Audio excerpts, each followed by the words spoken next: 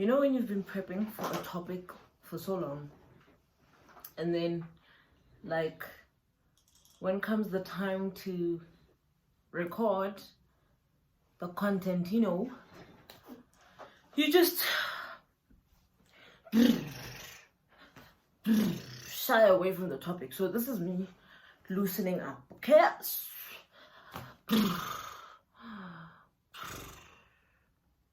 Let's get this video started. It's time to put your faith in a friend.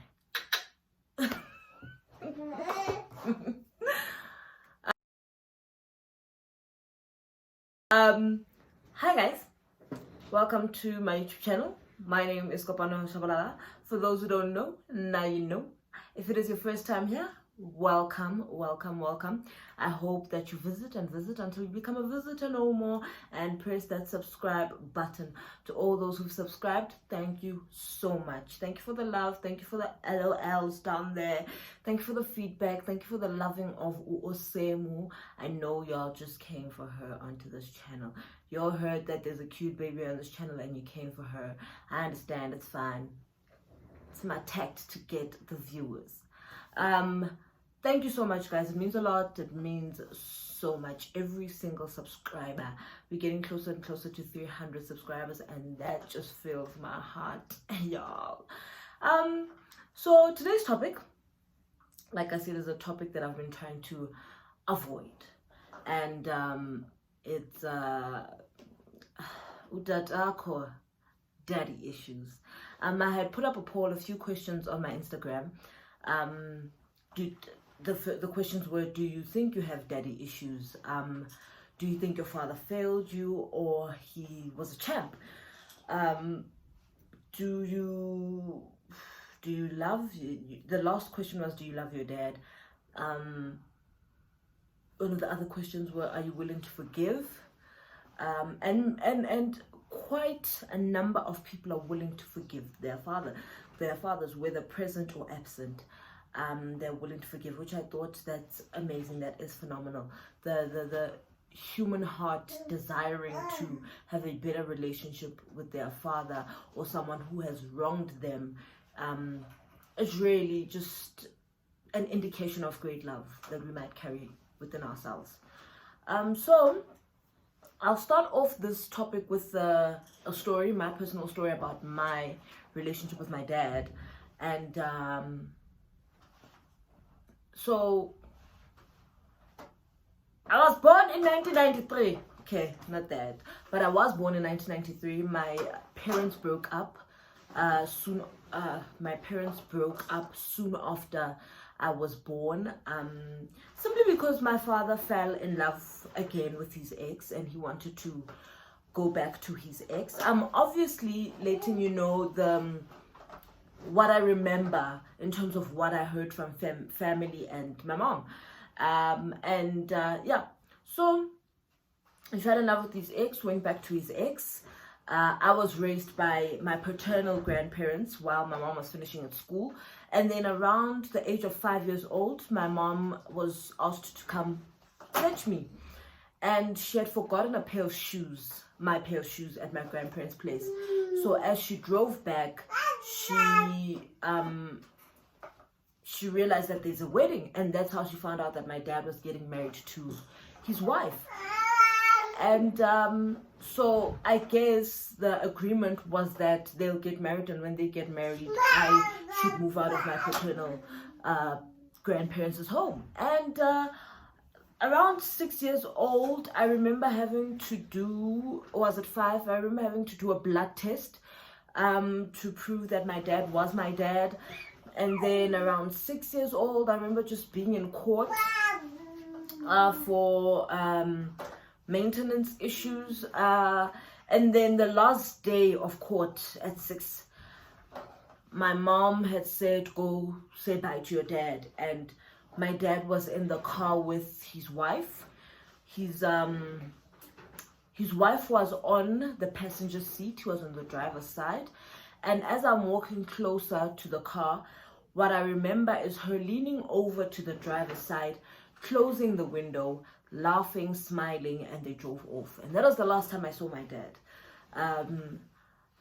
Yeah, it's quite the image to have in your mind, but it is what it is. So then fast forward to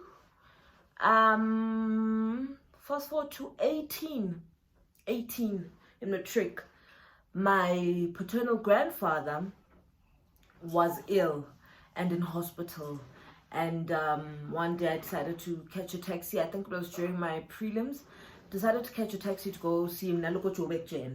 And then when I got to Joburg Jen, there's my dad 12 years later, and every time in that 12-year span, whenever I'd visit my grandparents, they'd say, Father's Day, when it's his birthday, and every time I was told as a kid to call my dad, wish him a happy birthday, wish him a happy Father's Day, wish him all of these things. But hey, I never got a birthday wish. I never got a nothing. When I talk to him, it'd be like, when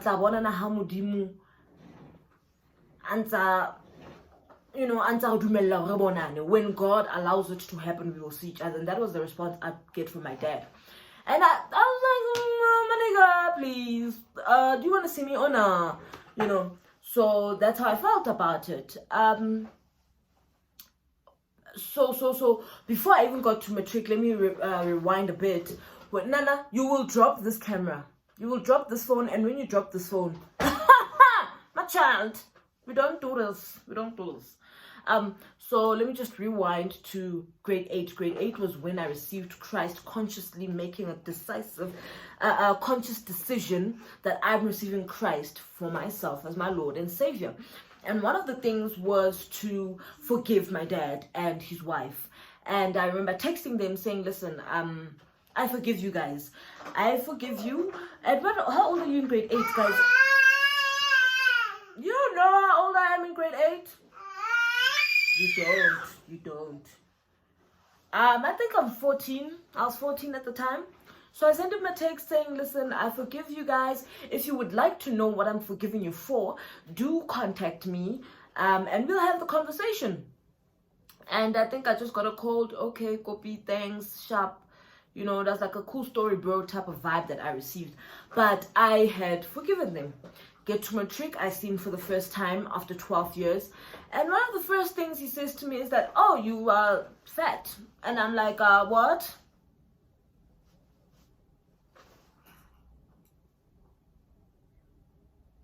What do you mean? What do you mean? Out of all the things that you could have thought of while you were by yourself thinking about a child that you've got somewhere in this world, the words that you will utter are that umkima. What do you mean? What is the meaning? What is the meaning? Because I was hacked.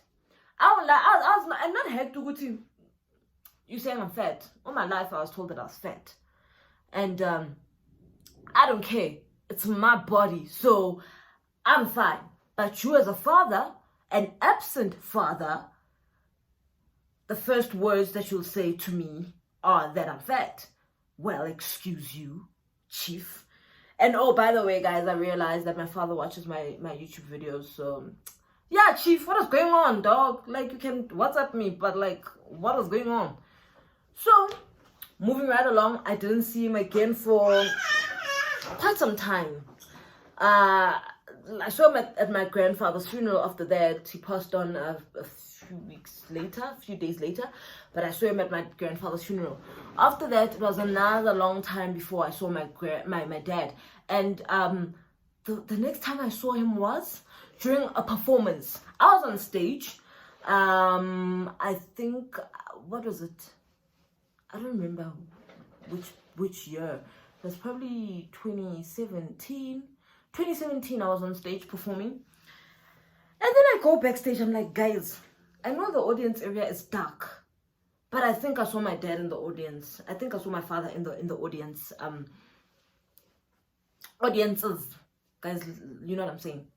And I was like, in my mind, I'm like, really? Did I really see my? I'm seeing things. And so I continue performing. Now there's a children's theater. So at the end, we have to all stand outside and like say hi, bye to the kids. Thank you for coming. And there's my dad. He's with my half brother, his son. And that's when I then met his son. And I'm just like, hold up. I felt as though he is doing things now because now he is ready. And he did not consider whether I am ready or not for these things. So it started like with a few calls. He'd call me once in a while. He started doing this maybe when I was in first year law. Yeah, when I started varsity, that's when he started calling a bit more. You know, he didn't like the fact that I dropped out of law school for drama. I didn't care, really. I really didn't care. I think one of the things he said was that I'm lazy for wanting to drop out of law and do drama. Hey, that's your opinion. And for me, it was like, you don't know me. You know, you don't know the type of person I am. You don't know my work ethic. You don't know anything about me for you to then make the assumption that I am lazy. And so all of these things that he was doing, he was just trying to, I don't know, reach out. I don't know. But I allowed him to do things the way he wanted to do things. Simply because I think I realized that we are human. We are human. And so I took it in this way. Have you ever been in a situation where you have a friend and you say, you had a fallout with a friend and you say, Chomi, could phone so that we have a chat. And you get home, you forget to call your friend. Next morning you say, friend, I got tied up, but later today when I'm done with what I'm doing, I will call you. Later today, that day, you don't call. So then it goes on, and then you meet them in the passage, like after a month, and so then you're like, hi, and now you're even scared of saying, it's like it's like an awkward thing. And so then you are going back home and you're like, I've been saying I'm going to call. What am I going to say? What's the first thing I'm going to say when I actually do call? How am I going to tackle this awkward situation because I've been saying I'm going to call? Whereas the girl on the other end or your friend on the other end is just like, I'm hoping she'll call. I hope she knows that I'm patient and waiting for her call. And we end up not calling at all because we're just like, I'm overwhelmed by me slacking as a friend. And I think I received what he was doing in that manner, that he felt for so many years he's been slacking as a father. What's the first thing that I'm going to do? How am I going to get back to try and communicate with her as a father? And so the next big thing is just to rock up at her show as just like that, or just introduce her to my son, or just, because he's seen 2 of my professional performances and I didn't invite him. My mom sent him the posters, but he showed up. And that's just his way of saying, I'm trying. So I allowed it to happen in that manner. And one thing that I had to understand to be able to forgive my father and allow him to take the steps that he needs to take as a father towards me was that I needed to remove him from me as my father and receive him as a child of God. I had to receive him as a child of God before he is my father, because I had to understand that he did not plan to fail as a father for me. I don't know how he is as a father to his son. I'm sure he's great and a present father. Well, I'd like to think so. But for me, he was an absent father. And he did not plan to be an absent father someday. No one at the age of 12, at the age of 13 says, yeah, Zukula, Mpatise, Mvai. No one plans that. No one plans to be a narcissist. Certain things happen in life that lead us to the way we are, and how we react to those situations then lead us to the type of people we are and how we relate with one another. And so I do not believe for 1 second that he had planned to be a bad father or a terrible father or an absent father or whatever father. I don't think he did that. I think, excuse me, I think the decisions he made throughout his life led him to where we are. Could he have made better decisions? Yes. If your wife does not like your daughter or your child, take a stance. And I will be there for her. And that's why I think I made the decision that if I meet a man who's got a child, I will love his child like he was the child of my own child, because I know how it is not to be loved. And I know how it feels to feel as if you did something wrong by being born. Like, I wasn't supposed to be born because I have made your wife uncomfortable. My existence makes your wife uncomfortable, and it's not a nice feeling to feel that way. So I think he could have made better decisions. I think he could have had my back. I think he could have stood by me as his daughter. But I will not hold it against him, because he was doing the best he could in the time that he was in. And my mom got married to my brother's father. And I knew him from the age of, I think he was around my life from the age of 2. Like, when I'd visit my mom, I think he was around. From obviously calendar times that we talk with my mom or my family. So my brother's father has been around in my life for quite some time. And he was present, and he was available, and he was such a great dad. Oh, Mookie! Oh, batang! Oh, Mookie.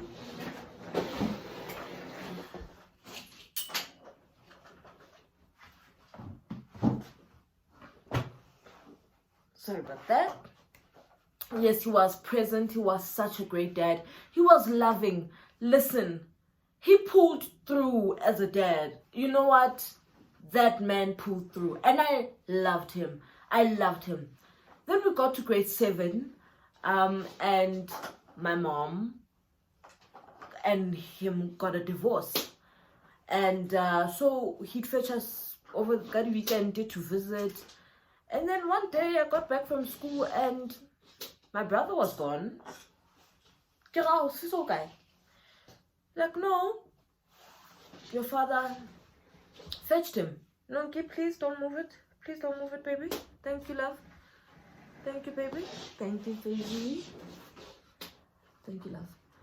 So I was told that he came to fetch your brother for the weekend. I'm like, oh, so he's gonna come back and fetch me. And silent that whole weekend. And that's how I then started to notice that, okay, he's relinquishing himself of the role of a dad in my life. And then that one hurt. I'm not gonna lie, I think he hurt me more than my own biological father hurt me, because he was there. And I had given fathers a second chance. He allowed me to give fathers a second chance. And I felt as though the rug was pulled right from under my feet, you know. So it started gangan, you know, like I said, stopped fetching me, reduced calls, chats. Then I was sick one time, so get to the doctor, I get my injection, and then I get told that I'm no longer on the medical aid. And I was like, okay, so it's done. That's it. He has decided to no longer be my dad. And so I remember one time he called, Monkey, you want to be carried? So yeah, I remember one time he called, and when I heard that I was talking to him, I was like, oh, hello, Baba Gasfiso. And he's like, how? Kantansu Baba. And I was very confused, my guy. Nchita, what do you mean, Kantansu Baba? No, you're not. You're your actions have proven to me that you're not my dad. So why should I still give you that title of Baba? And that's why it's difficult for me right now to call my own father Papa. To just show respect. But it's difficult for me to receive him fully, wholeheartedly as my father. And so that's the thing with the decisions we make. So as much as I'm receiving my dad as a human and that he made his own decisions, and it's not about me, it's about him making decisions in his life. His decisions have consequences. And one of the consequences that he has to live with is that I don't know if I ever will be able to fully receive him as my dad, but I don't think I'll ever be able to call him Papa. I don't think so. And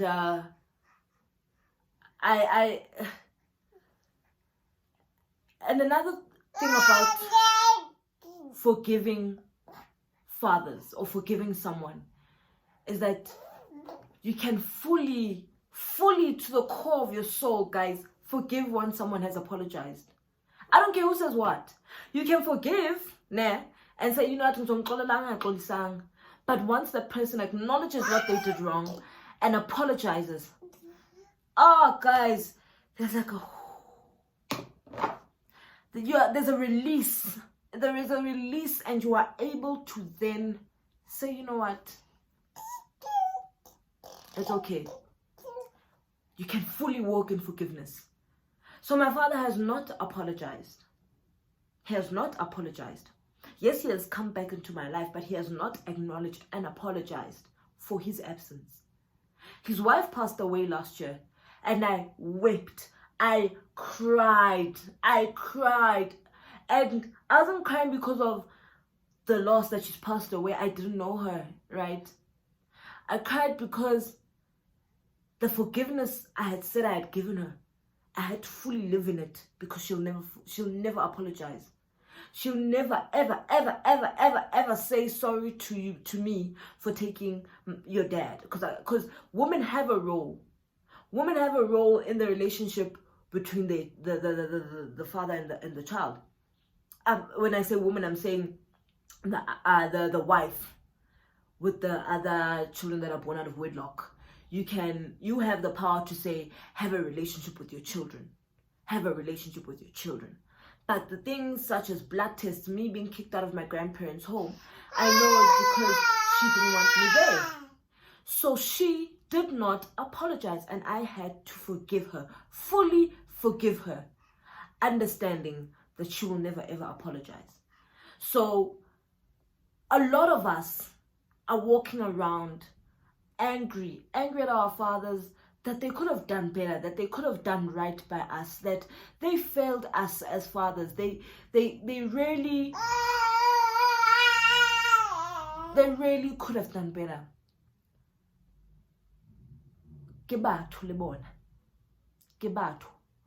And receive them as people before you receive them as kintatwaka, and he must be there for me.